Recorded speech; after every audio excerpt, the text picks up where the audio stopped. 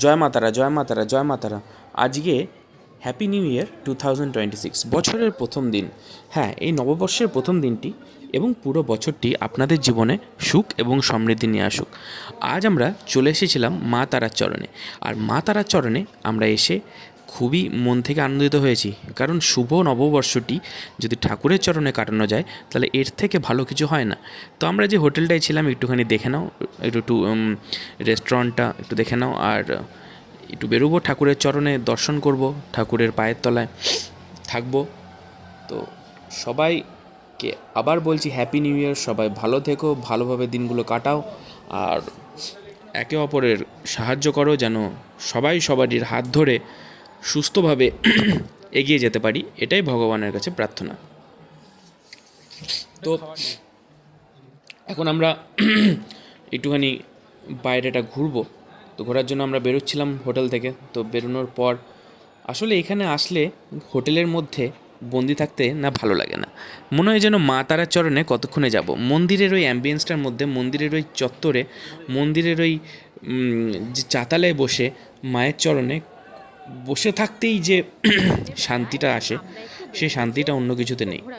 তো বন্ধুগণ, এখন আমরা এগিয়ে যাচ্ছি গুটি গুটি পায়ে মায়ের চরণে, আর তোমাদেরও নিয়ে যাচ্ছি মায়ের সেই চরণে, যেখানে তোমরা হারিয়ে যাবে এই হ্যাপি নিউ ইয়ারে একটি অদৃশ্য মায়ের মধ্যে।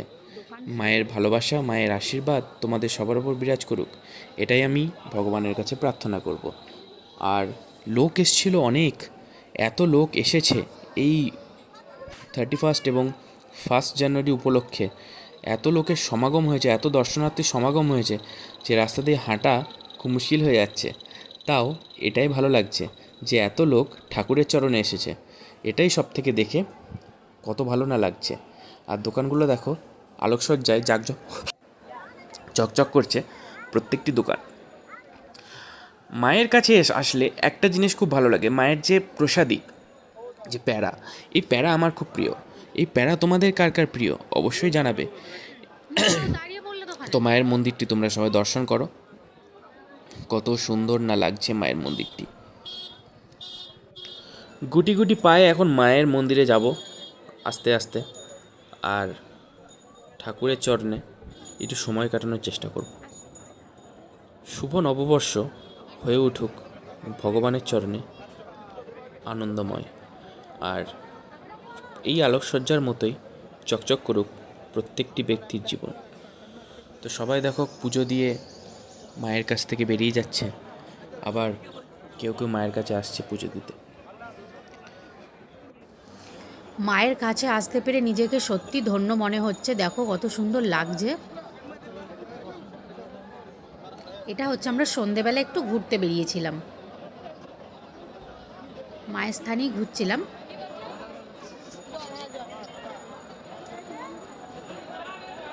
তো খুব ভালো লাগছিল। এখানে দেখো স্নান জল দিচ্ছে সবাইকে মায়ের। আর এই সাইডে দেখছো এটা শিব মন্দির, আর এখানে হচ্ছে মায়ের মন্দির।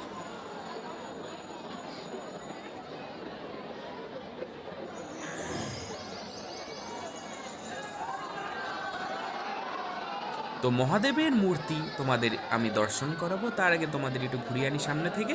তো এখানে একজন ঠাকুরের ভান্ডারা খাওয়াচ্ছিল, ঠাকুরের প্রসাদী। তো কখন কোথায় ঠাকুরের প্রসাদ পেয়ে যায়, এটা মানে এটা সত্যি হচ্ছে সেই লাইন ছিল। সৌভাগ্যের ব্যাপার। মানে সত্যি ঠাকুরের প্রসাদটা পেয়ে ধন্য হয়ে যাওয়া হয়েছে।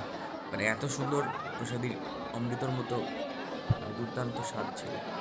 এই ঠাকুরের এখানে মন্দির থেকে মায়ের দর্শন করা যায়, মায়ের মূর্তি আর মায়ের চরণে এখানে সবাই বসে থাকে। এই জায়গাটাতে বসে থেকে যে শান্তি, সে শান্তি হয়তো কোনো কিছুতেই নেই। দিনের পর দিন, রাতের পর রাত এখানে বসে থাকা যাবে, কোনো অসুবিধার কিছু নেই। এত ঠান্ডা মাটি, এত ঠান্ডা মেঝে, কোনো কিছু গায়ে লাগছে না।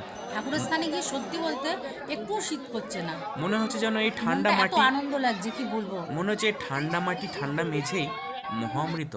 এই ঠান্ডা মাটি, ঠান্ডা মেঝেতেই পিঠ পেতে শোয়া যাবে। তো ঠাকুরের চরণ সত্যি এমন হয়, ঠাকুর নিজের হাতে করে আগলে রাখেন আমাদের সবাইকে। আর এইখানে দেখো বসিয়ে খাওয়ার লাইন, এটা হচ্ছে এখানে সবাই বসে থাকবে। এই ভান্ডারা খাওয়াবে, সবাই ভান্ডারা খাওয়ানো হয় এখানে। এখানে বসে আমাদের যখন ছিলাম তখন আমাদের সামনে একটা পাতা চলে এলো। তারপর আমি জিজ্ঞাসা করলাম এটা কিসের পাতা, বললো এখানে ঠাকুরের ভোগ দেওয়া হবে। তো আমি বললাম যা, অমৃত, তাড়াতাড়ি মানে দাও। আমরা যে সময় গেছি সত্যি ভাগ্যে না থাকলে এই প্রসাদ পাওয়া যায় না। হ্যাঁ। যে সময় গেছি সেই মুহূর্তেই ওই প্রসাদটা বিতরণ আমরা হচ্ছিল। ওখানটা এমনি তো বসেছিলাম। তারপর আমি কি করলাম, পাতা নিয়ে বসে পড়লাম, এই ভোগ তো ছাড়া যাবে না। মানে আমরা ওখানে ঠাকুরের দর্শন করছিলাম, দিয়ে সামনে পাতা দিয়ে গেল। আমরা বললাম কি ব্যাপার, বললো যে ঠাকুরের প্রসাদই দেওয়া হবে। আমি বললাম বাবারে অমৃত তো, তাড়াতাড়ি নিয়ে আসো। আর এটা ছিল মাছ, মায়ের জানোই মায়ের পুজোতে মাছ দেওয়া হয়, তো সেই মাছই দিচ্ছিল। সত্যি ঠাকুরের প্রসাদ পেয়ে নিজেকে কি বলবো, নিজেকে সত্যি ধন্য মনে হচ্ছে। আর আমি সেই সময় গিয়ে পৌঁছেছি যখন প্রসাদ বিতরণ হচ্ছিল। তো এই প্রসাদই খেয়ে মুখটা যেন অমৃত হয়ে গেল। কত লোক মানে এই প্রসাদের আশায়, মানে কি বলবো, দাঁড়িয়ে পাচ্ছিল না লাইন। যাই হোক প্রসাদটা খেয়ে নিলাম, খুব ভালো লাগছিল। লাস্টে পায়েস দিয়েছিল। তো সত্যি ঠাকুরের প্রসাদ যতক্ষণ না খাওয়া হয় ততক্ষণ বোঝা যায় না প্রসাদের মাহাত্ম্য কত। এই প্রসাদ খেয়ে মন ও মাথা দুটো স্থির হয়ে যায়, শান্তি বজায় করে। প্রসাদ খাওয়া দাওয়ার পর এদিকটা চলে আসা হলো। এই জায়গাটিতে সবাই ফটো টটো তুলছে। এই জায়গাটিতেই ক্যামেরা অ্যালাও, বাকি জায়গাতে ক্যামেরা অ্যালাও নেই। তো দয়া করে যেখানে সেখানে মোবাইল বার করবেন না, এটা আপনাদের কাছে রিকোয়েস্ট করছি। আর দেখো কত ভালো না লাগছে, মনে হচ্ছে যেন এখানেই এখানে আরেকটা লাইন পড়েছে, এটা হচ্ছে আরেকটা প্রসাদ দেওয়ার লাইন। এই যে এখানে দেওয়া হচ্ছিল লুচি, দেওয়া হচ্ছিল মালপোয়া, সুজি দেওয়া হচ্ছিল আর চানা মশলা দেওয়া হচ্ছিল। এটাও অমৃত। এই অমৃতটাও, এটা বসিয়ে খাওয়াচ্ছিল না, জাস্ট প্লেটগুলো হাতে করে দিচ্ছিল। এই অমৃতটাও আমরা খেয়ে নিয়েছি। তো সৌভাগ্য না থাকলে এত সুন্দর অমৃত খাওয়া যায় না। যাই হোক, মায়ের আশীর্বাদ ছিল বলে এই প্রসাদ দুটি পেলাম। এই প্রসাদ দুটি খাওয়ার পর আমরা এবার একটু মন্দিরের ভেতরেই একটা সাইডে গেলাম। তো এই দেখো সেই অমৃত প্রসাদ, মহাপ্রসাদী চানা মশলা, কত সুন্দর না লাগছে। আলোকসজ্জায় সাজানো হয় আমাদের মা তারার তারাপীঠ মন্দিরটি।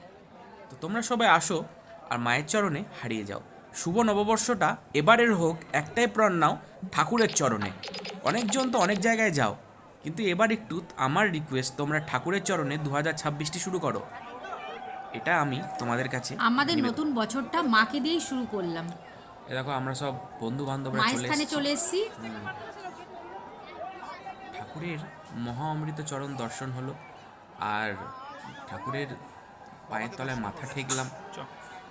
আর সবার নতুন বছরটা খুব ভালো কাটুক, ঠাকুরের কাছে এই প্রে করি। এবার তোমাদের নিয়ে যাব বাবা মহাদেবের মন্দিরে। মা তারার পাশেই বাবা মহাদেবের যে মন্দিরটি ছিল সেটি ছিল অমৃত।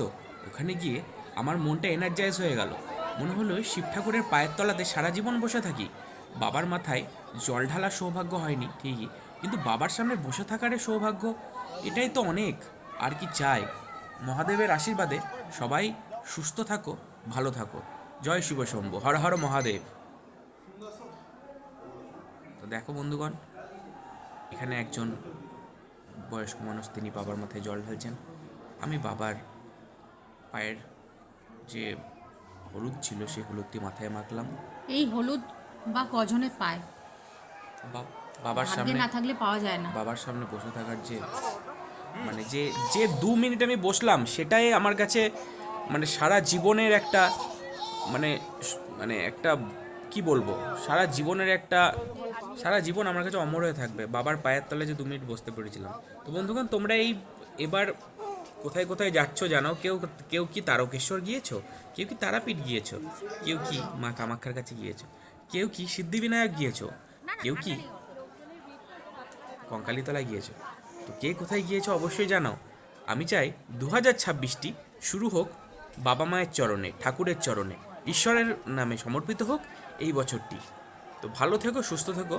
আর এই দোকানগুলি কত সুন্দর সেজে উঠেছে, এত সুন্দর লাগছে যে মনে হচ্ছে যেন সত্যি একটা অদ্ভুত একটা এনার্জি আছে তারাপীঠ টেম্পলে।